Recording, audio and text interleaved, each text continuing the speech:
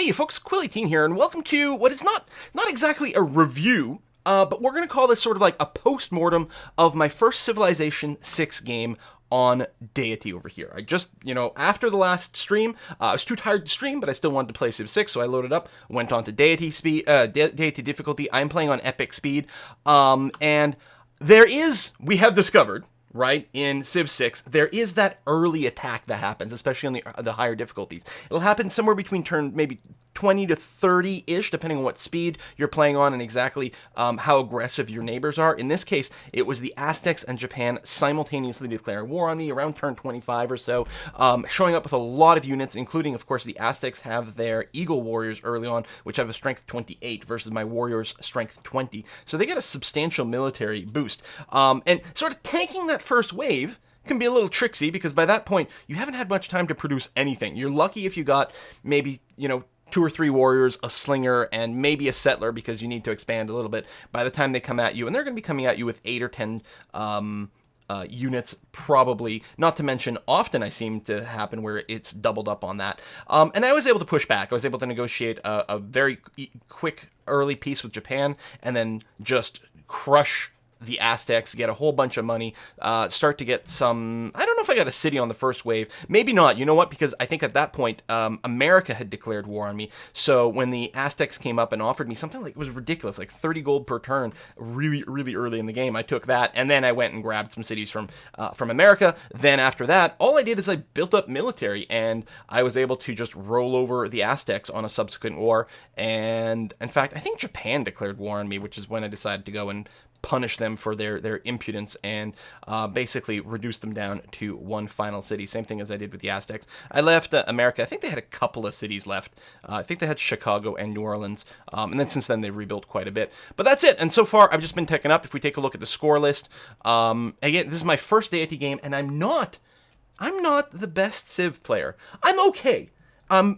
Based on statistics that 2K has collected and things like that, I'm, high up there, but the people who watch Civ videos online and the people who discuss it in forums and the people who are on, Reddit and stuff like that, they're much, much better than me. Those people don't realize they're like the 1% of Civ. I'm like the 5% of Civ. So I'm clearly not the best, and I don't think I should be able to beat Deity. Because I tend to play more relaxed. I'm a little bit lazy. I don't care. Like, there's a limit to how much I'm willing to micromanage. Of course, sometimes I miss some things at the same time, but I don't care to optimize every last part of a build, which is why in Civ 5 I was very happy to play on Immortal all the time. And here we are in Civ 6. I have played the preview build, clearly, and I played a few turns of the release build of Immortal. I guess two starting games from that, because we didn't get caught out by that early initial wave. That early initial wave that spawns around speed 20 to 30 at the higher difficulties can catch you out, and I think a lot of people will be caught out by surprise by those waves. But once you come to expect it and you've got your defense in place for those attacks, it's kind of a joke. You can see I'm basically doubling everyone in score. Rome's the only one who's vaguely close in score over here. Also, pet peeve. Why the hell is this not sorted by score? I mean, I don't know. I guess for this, it sort of makes sense that it's probably player number, but the trade routes still aren't sorted by sort. They do have that great pull-down menu so that you can filter things, only show me things that generate, say, science, or only show me things that generate gold, only show me trade routes to America, for example. That's quite cool. But if I've gone and said, only show me things that generate production, that list should be sorted by production. That's such a tiny thing. I can see the argument for both sides, so maybe, it'd be nice if you could click on the column and sort it. Anyway, you can see in science, no one's even close. I mean, China and Rome have both launched their Earth satellite, but that's it. They haven't done the moon landing or anything, and they both have like 3 rocket ports, so they're clearly going in that direction, but they haven't done the moon landing. No one's doing anything culturally at all. Rome and myself, we have a lot of defensive culture, but no one's actually accruing tourism, so there's no one going there. Obviously, domination isn't going to happen. Look at me, I've got 3 capitals. Ooh, I could have easily built an army to go across the way and do that. But, again, the lazy route was just, I'll just sit here and build up and go into space. Religion, nothing happening there. So I'm 1 turn away from winning, by the way. Right here. So Mars Hydroponics and Mars Habitation, the last 2 bits were 1 turn away. Nice how that worked out that way. So I'm going to win, presumably in 1864, either 63 or 64, depending on how it counts the production here for the actual victory. I haven't actually hit the button yet, so I'm very excited to watch that cutscene and also to get the achievement. But yeah, so I mean, militaristically, the AI, sometimes its units seem to be a little bit scattered, which I think is part of the problem. Also, it still has a massive problem with not escorting its workers and settlers. I posted some screenshots from this game about multiple times when a settler was unescorted in the wilderness, workers were unescorted all over the place. Even while I was at war, I posted one screenshot, I think, when I was fighting over Valletta, which Japan had conquered this. It is impressive that in high difficulties, the AI just goes and, like, conquers all the city-states. We've got Stockholm is the only independent city-state on this continent, I believe. I've got Lisbon down there. Okay, so that's technically part of this continent. Yeah, that's it. There's a few more on the other one. But, like, the city-states get conquered. Now, of course, I could have liberated Valletta, and I could have liberated Kandy, but, I mean, I wasn't going to do that after I took them from the Japanese. But, yeah, like, I'm fighting over here. I'm sieging down. It's at half hit points, and then suddenly a builder shows up. Maybe to repair an improvement that I pillaged? I don't know. But I was like, okay, thank you. So, yeah, I would like to see... I mean, and it's not like the AI doesn't get enough advantages. Apparently, as low as Emperor difficulty, the AI is starting with the free settler here in Civ 6. And it's quite obvious to me from when they settle a city to the first time a warrior pops out, the build times are remarkably short. So the AI clearly gets a ridiculous boost to production, as well as starting a bunch of stuff. I don't know how many techs they start with. Probably people have worked their way through the XML files to find all of the initial bonuses for the difficulty. But it's clear that the AI is getting massive bonuses on Deity. In fact, from Emperor and up, they seem to get massive bonuses. And, you know, making those bonuses bigger is not really the solution. They need to be just a little bit better. I don't know if they use their districts to maximum effectiveness. Of course, in this game, I didn't use my districts to maximum effectiveness either because I was playing lazy. I was basically plopping them down wherever there was space. And yeah, their military, I don't know. But the thing we have to remember is that every strategy kind of goes through this. Strategy games are incredibly complex, and a lot of the strategy that sort of players use and not literally exploits, but, you know, sort of optimal paths and stuff that people figure out tend to only come out at release. Because no matter what, a company's only going to have, even a big company like 2K Firaxis, are only going to have a few dozens or maybe a few hundred beta testers to test this out. And beta testers are there to find bugs more than, you know, they're hired for their ability to test and retest and find bugs and verify things more than, you know, being hired because they're a Civ god or something like that. Maybe they had one or two Civ gods on the team, but one or two Civ gods is not the same thing as an internet full of Civ gods. So we've seen this pattern again with everything. All, you know, the Paradox grand strategy games. We're talking about classic strategy games like Master of Orion, and of course all the Civ versions that have ever come out. This Civ 6 is by far, hands down, the best Civ at release. It's not even a question.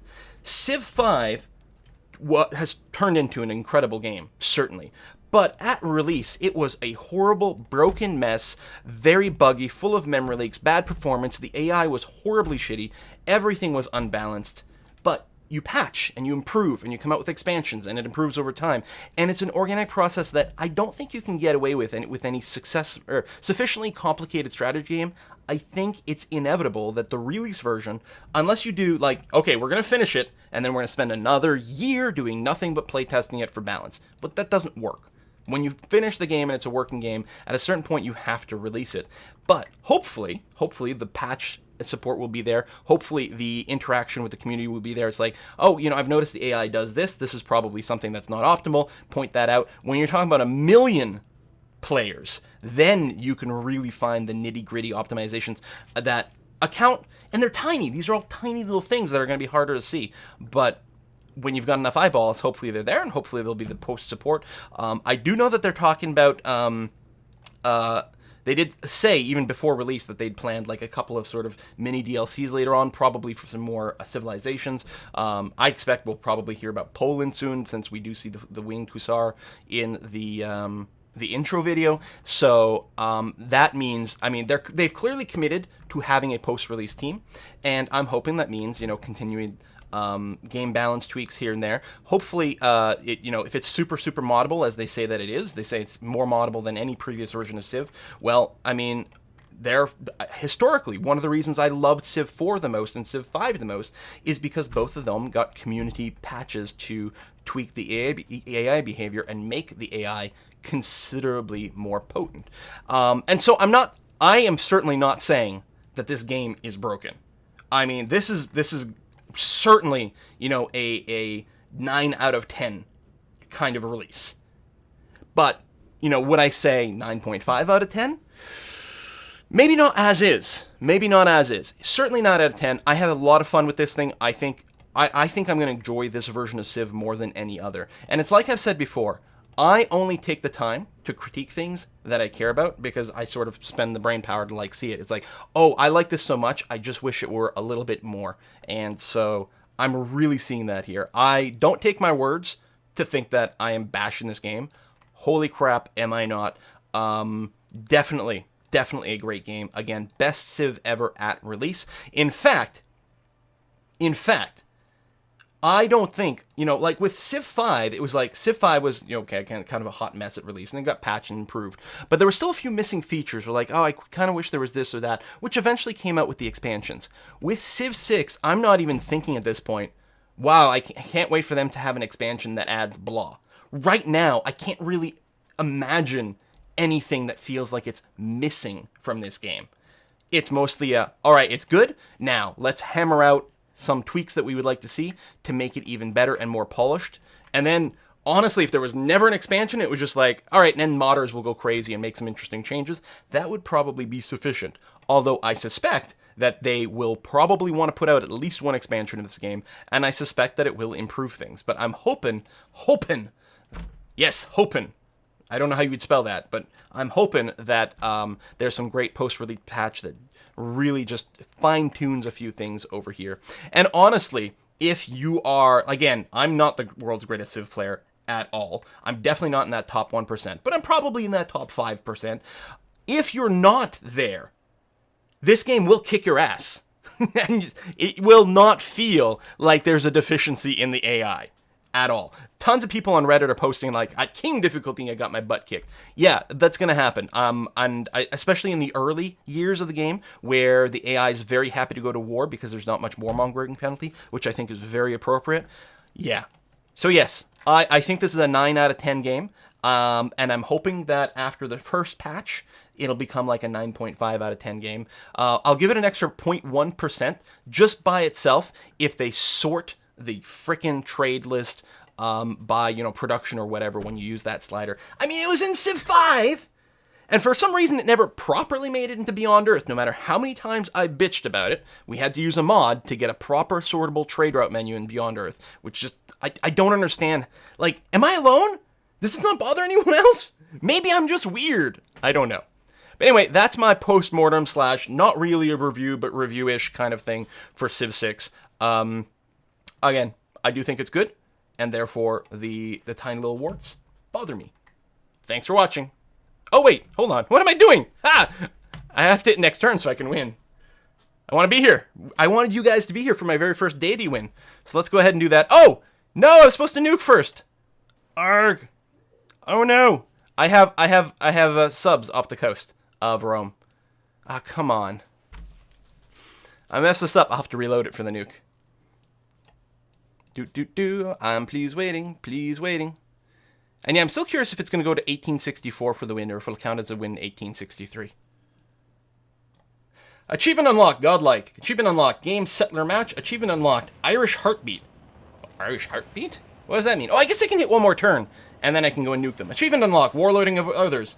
Machiavelli's great work. Oh, another one that I missed. Emperor's New Groove, 12 Laborers of Hercules, Warrior Queen. Why am I getting so many achievements unlocked at win time?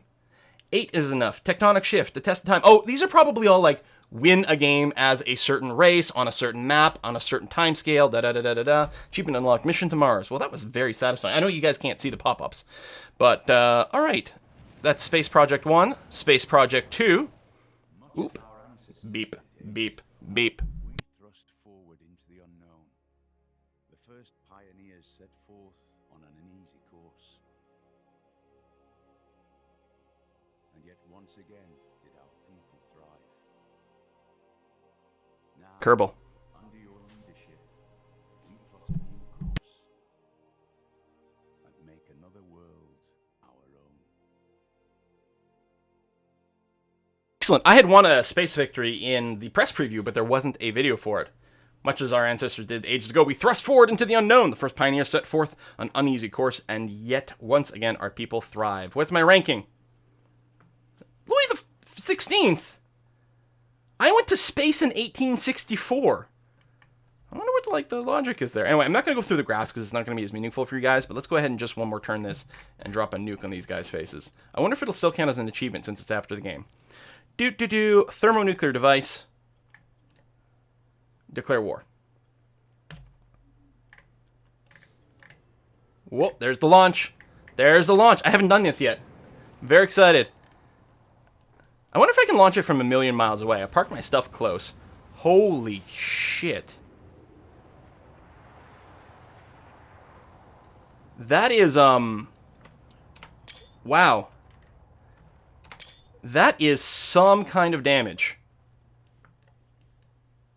You.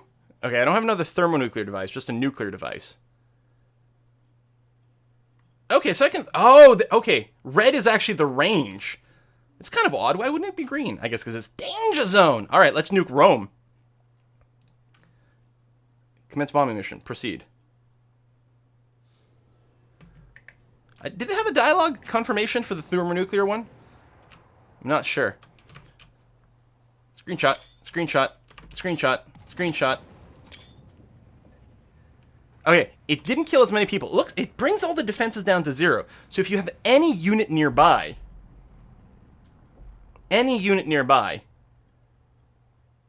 you can then just walk in. That's fantastic. So the thermonuclear one looks like it's the one you use if you want to damage most. Did it go and like pillage all the stuff nearby as well? Because that's quite notable, because that means you can nuke the places where they're building their spaceship. Spaceport like that. Now, it probably didn't get nuked there, but I could do that next round. I assume you can only nuke once per round. Yeah. Oh, and I got a great person just like that. Sure. Well, there we go. Thank you for watching this video, now properly concluded. I will see you guys next time. Bye-bye.